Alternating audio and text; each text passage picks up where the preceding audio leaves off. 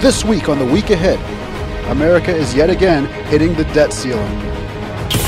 Plus, a look at President Obama's work to help the economy in Indonesia.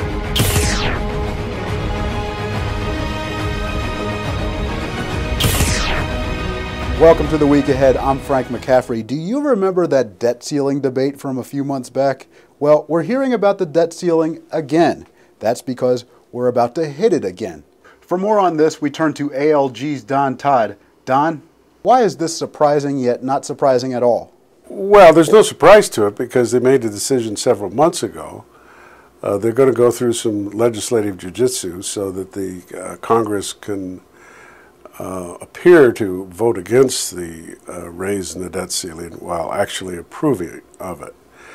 The way it's set up through the previous agreement with Harry Reid's Senate is that the debt ceiling takes effect unless the Congress disapproves of it. The catch is the president has the right to veto a disapproval. So everybody in Congress who has a notion to can get credit for voting against an increase in the debt ceiling without actually doing it.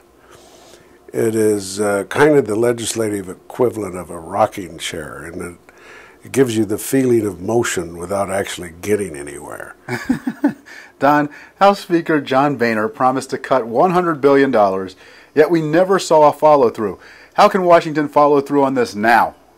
Well, they could stop any plans they have to help to bail out the socialistic bankrupt governments of Europe, which, rumors are afloat that that's exactly what the Federal Reserve intends to do, using an American's taxpayer money to do it. I mean, it's bad enough we have to subsidize our own socialism.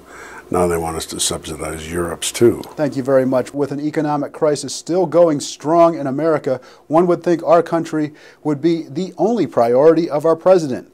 However, our president, Barack Obama, has announced recently that he has another priority. The progress we've made in opening markets and boosting exports here will help create more jobs and more growth in the United States. That's a clip of a recent statement from President Barack Obama during a trip home to Indonesia, where he got much of his primary education. He always seemed to be a little too inside with Indonesia, didn't he? Assalamualaikum dan salam sejahtera. I learned to love Indonesia while flying kites and running along the paddy fields. I still remember the call of the vendors. Sate. I remember that. He also noted that a number of Boeing jets have been purchased with Indonesian money.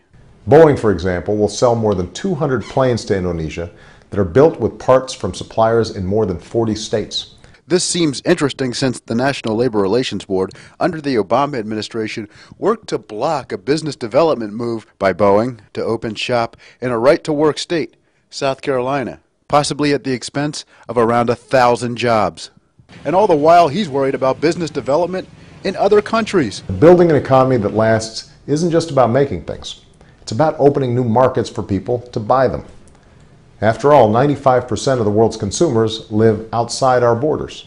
And as the fastest growing region in the world, no market is more important to our economic future than the Asia-Pacific region.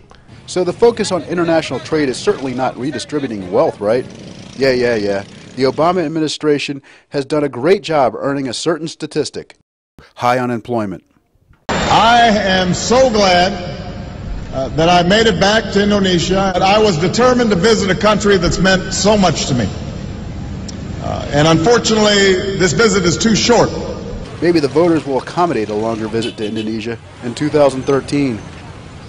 Indonesia's gross domestic product is $835 billion annually, ranking 17th in the world, and yet it's still a priority with our current president. And that's all the time we have for the week ahead. Please join us again next time. For more on these and other topics, visit netrightdaily.com.